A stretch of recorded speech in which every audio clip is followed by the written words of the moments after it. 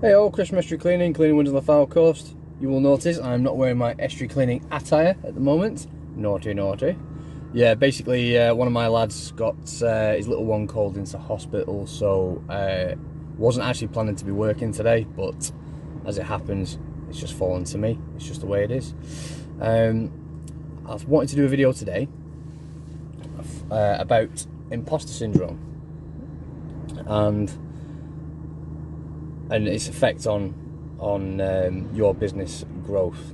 So when people first start out in business, there will initially be some nerves. There'll be some a lot of questioning yourself about whether or not you're doing the right thing, or in terms of doing a job and asking for a price. So you know, when you're quoting a job, you may decide that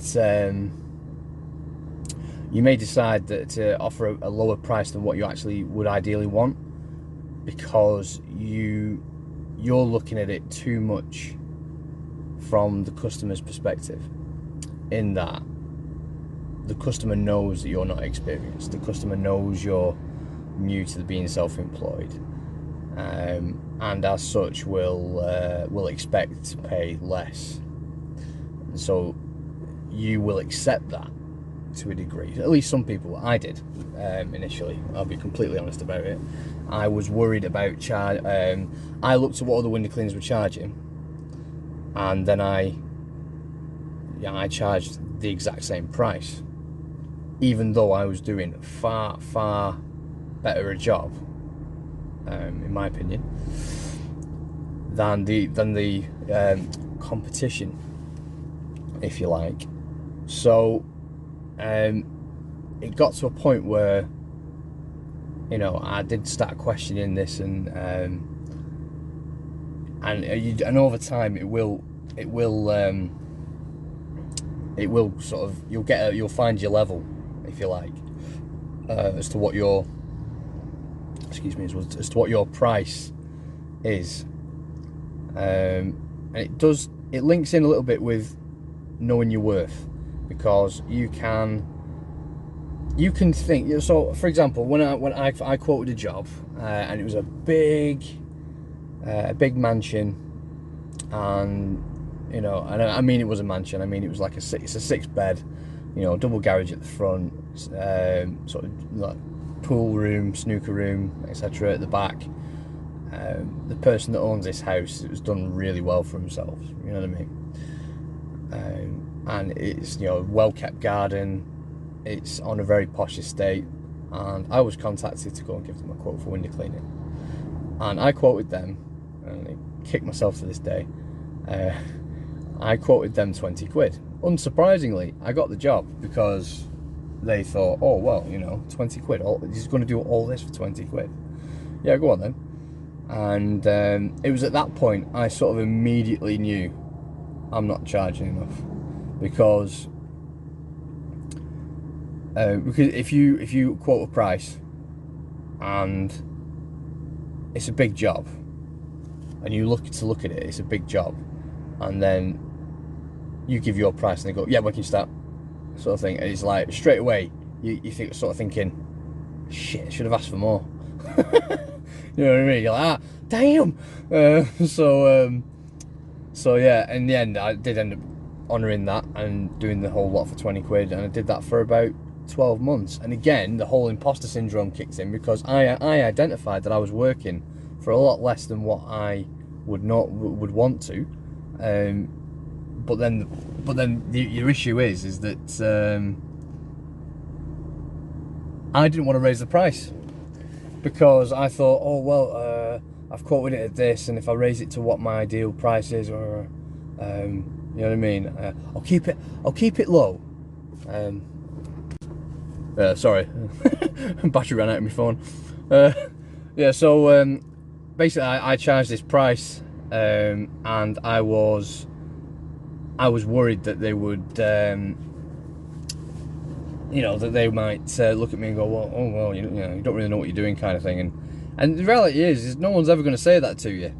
And I was I don't know. I was really worried to start with about this, and over time, as you quote jobs, you just become used to it, and it's having that confidence and that belief in what you're in the service that you're delivering, to separate yourself from the competition. It's funny because slightly off topic, people talk about competition, and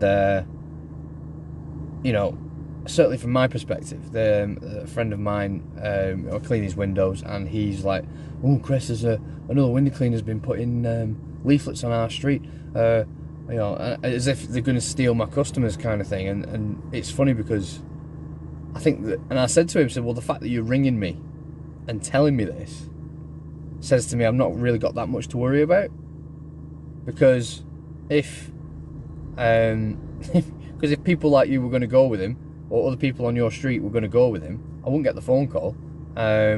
So, you know what I mean? So at the end of the day, thanks. And again, these people are not self-employed that are telling you this, so they're not to know really. But they're kind of looking out for, Chris, watch out, there's a guy on our street who'll have your customers off you, and it very rarely happens, to be honest with you. And if it does, if another window cleaner decides to undercut me and charge less even, then really they're not my ideal kind of customers anyway, because they don't truly value what I do, and don't see the value. They don't see that. For example, some window cleaners will just do the glass, and will charge less as a justification for that. They will say, "Oh yeah, we don't do the frames." Whereas, in my eyes, a window frame is part of the window, and windowsill is part of the window. There's no sense in having clean windows, clean sills, clean frames if you've got a dirty door. So we'll do the door as well.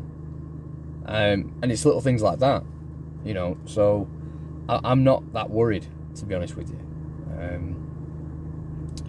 But yeah, going slightly back on topic, this whole imposter syndrome. Now, the old Chris, when very first started, would have perhaps been a bit worried about another window cleaner working on the same street that I clean, and I don't, I would probably been a bit sort of nervous that they're going to go with someone else and I'll lose my money, and there is you do get yourself into a cycle when you do this. You do, it's a spiral.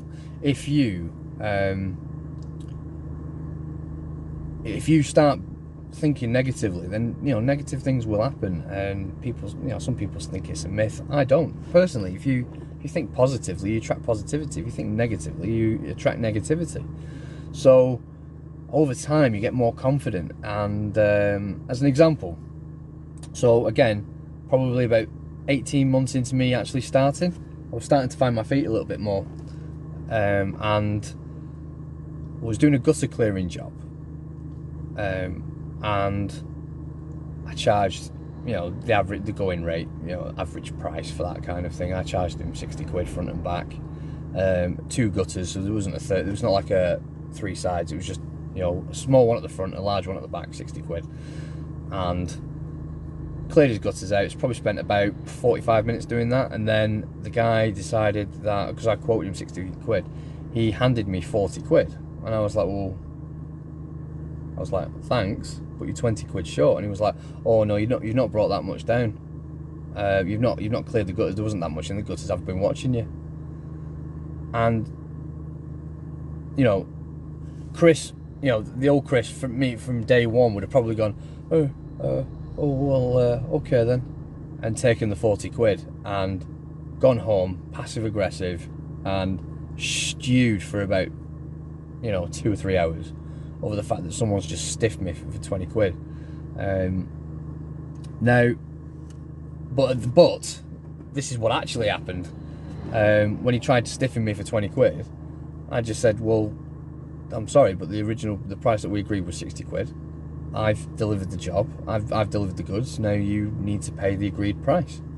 And he said, well, I'm not paying it. And then almost sort of challenged me as, well, what are you going to do? I said, well, dead simple. I'll give you this 40 quid back, and then I'll spend the next 45 minutes putting it back. I don't, I'll put it back in your gutter. I don't mind. And it was a bit taken back because he wasn't expecting that kind of response from someone, who he clearly picked up on the fact that I was relatively new, and he was a bit taken back by this. In the end, he did end up paying the full 60 quid.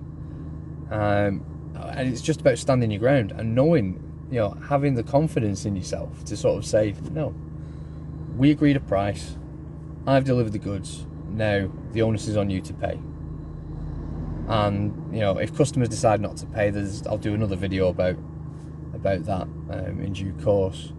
But yeah, that stood out for me. It only ever happened once, and I sort of effectively fired a shot across his bow as if to say, well, that's fine, but if you decide not to pay the agreed fee, that's fine. I'll just spend the next 45 minutes putting all the rubbish back in your gutter, and I don't mind.